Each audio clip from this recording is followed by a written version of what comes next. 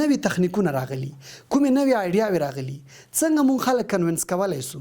په هره اونۍ کې دا په ځان باندې فرض وګڼه چې ته به یو کتاب لولې که یو کتاب نه لولې یو فصل خو باید ولولې فلسفه لولې ادبیات لولې روانشناسي لولې څه لولې سلامونه جوړ په خیر هیله داسې ښه وئ په خیر وئ سلامت وئ په یوې بلې ویډیو کې تاسو ټولو ته هرکلی وایم مخکې له دې چې بحث ته راوګرځم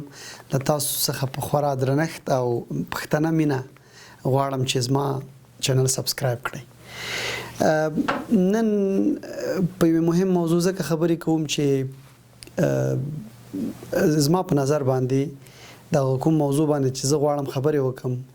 دا کمه سوې ده او زما په شمول ډېر ملګري نه غواړي چې دغه موضوع سره مخ سي یا ترې رنځ وړي یا په خپله نه غواړي چې دغه موضوع ته رسیدګي وکړي او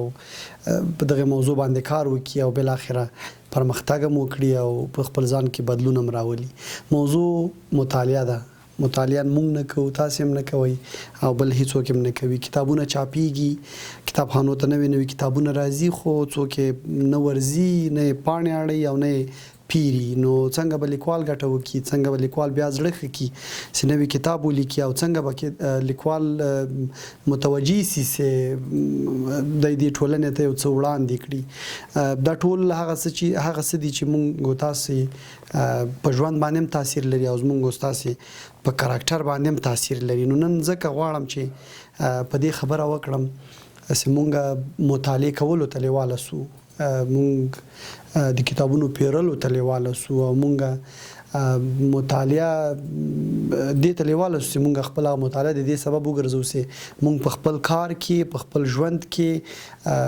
مونږ ته بدلون راکړي او مونږ تغییر کړي داسې مونږ څنګه له مطالعې خوند اخیستلی سو نو په همدغه زه څو خبرې لرم او څو ټکي غواړم تاسې سره شریک کړم مطالعه ستاسې ذهن خلاصوي ستاسې په مخ کې ټول خنډونه له منځه وړي ستاسې ته هغه لارې چارې پرانیزي چې تاسې له مخې پیسې وګټلی سئ او مطالعه تاسې ته جرأت دربخي مطالعه تاسې د یو دوه درې نفرو ترمنځ کینوي مطالعه تاسې په قضاوت پوهوي مطالعه تاسې ته ښه درښیي مطالعه تاسې ته بد درښیي مطالعه تاسې ته لوړ ذکاوت درښیي که څومره هم ذهني قوه دې کمزوري خو مطالعه دې پیاوړی کوي دماغ دې در قوي کوي او مطالعه دې د ژوند لوړو پوړیو ته رسوي نو ځکه مطالعه مهمه ده او کتاب د ژوند ملګری دی کتاب تر ټولو هغو انسانانو چې تا ته ډېر نږدې دي له هغه هم خوږ دی له هغه هم نږدې دی او وړیا دی اسانه دی ژر ورته لاسرسی موندلی سو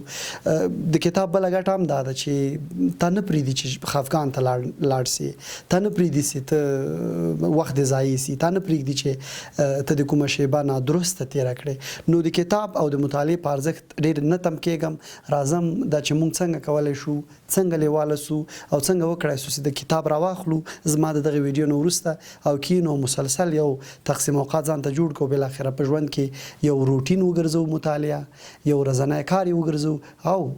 د یو اړتیا په توګه ورته وګورو نو نن په همدې خبرې کوم لومړی مطالعه د خپلې علاقې له وړ کارونو سره وتړئ ربط ورکړئ د علاقې وړ کارونه علاقه یا لیوالتیا یا په اصطلاح خوښي او ناخوښي دا له ذهن سره تړلې ده ډیر شیان مونږ خوښوو ډیر نه خوښوو هغه څه خوښوو هغه ته کوشش کوو پیسې هم پرې لګوو وخت هم پرې لګوو او هر ډول زحمت هم پرې کاږو ځکه خوښ مو دي هغه څه باید لاسته راوړو او لاسته راوړو یې هم نو ځکه مطالعه تاسې د خپلو خوښې له وړ کارونو سره وتړئ او ربط ورکړئ تر څو ورته وهڅېږئ ولې به مطالعه د خپلو خوښې له کارونو سره ربط ورکوئ او تړئ به یې ځکه چې تاسې ته بدلون درکوي ځکه چې تاسې ته پیسې د پیسو ګټلو لارې چارې درښیي ځکه چې تا ته یو ښه شخصیت دربخي نو په دې خاطر د خپلې خوښې وړ کارونو کې یو مطالعه هم وټاکئ او د هغې له مخې کار ورته وکړئ کله چې تاسې مطالعه د خپلې خوښې له وړ کارونو وګڼئ ذهن مو لارې پرانیزي او ذهن مو تږی کېږي ورته ذهن مو ورته وږی کېږي چې بالاخره تاسې به د هغې خوښې وړ کار ته رسیدګي کوئ رسېدنه به ورته کوئ او بالاخره شروع کوئ به یې او متفاوته مطالعه به شروع کوئ تر څو په هغې سره تاسې پایښت ته ورسیږئ او ځان هم پرې سمبال کړئ. دویم د مطالعې او پرمختګ ترمنځ د اړیکه دا درک کړئ. کله چې ته په دې قانع سې چې مطالعه تا ته پرمختګ درکوي او پرمختګ لیواله یې د پرمختګ هیلهمند یې نو ته د پرمختګ ارزښتونو ته په کتو او د هغو ګټو ته په کتو باندې د مطالعې سره دا وتړه او ربط ورکړه او دغه راز دا اړیکه دا درک کړه. کله چې ته د خپل پرمختګ هغه لارې چارې درک کړې نو ته په دې پوهېږې چې مطالعه څومره ارزښتمنه ده. مطالعه ستا په ژوند کې څه کولی شي نو بالاخره ته کولی سې چې د همدغې خبرې یا د همدغې ټکي ته په کتنې سره مطالعه او پرمختګ له دې په ادراک سره ته کولی سې چې د مطالعې علاقمند سې خوښه یې کړې او بالاخره په خپل ژوند کې راولي او یو وخت ورته ځانګړی کړي چې مطالعه وکړي او د مطالعې لپاره متفاوت کتابونه راواخلي تر څو تا ته د اوسني حالت بدلون در په برخه کړي او تا په خپل ژوند کې په یو بل اړخ سره مخامخ کړي چې ته یې بریالیتوب بولي، ته یې بریا ګڼې او ته یې پرمختګ بولي. دریم داسې موږ څنګه کولی سو له مطالعې خوند ورکړو؟ دا خبره ده چې د خپل ځان لپاره د مطالعې مواد وټاکه. کوم څه غواړې مطالعه کړې، د مطالعې حجم وټاکه، څومره مطالعه غواړې وکړې. یو تقسیم اوقات درته جوړ کړه، هر ورځ څومره مطالعه باید ولري، 1 تر 2 ساعته، 2 تر 3 ساعته، څومره دا تا پورې اړه لري او خپل پرمختګ ته، خپل مسلک ته او خپل ځان ته په کتنې دغه حجم د مطالعې ته ټاکلی سي او دا هم ټاکلی سي ته څه مطالعه کړې، ته څه ضرورت لري. که د په ژوند کې شخصیتي اختلالاتو سره مخامخ یې نو ته خامخا ځینې رواني بحثونه، ځینې دغسې بحثونه چې ستاسې دغه اختلالات،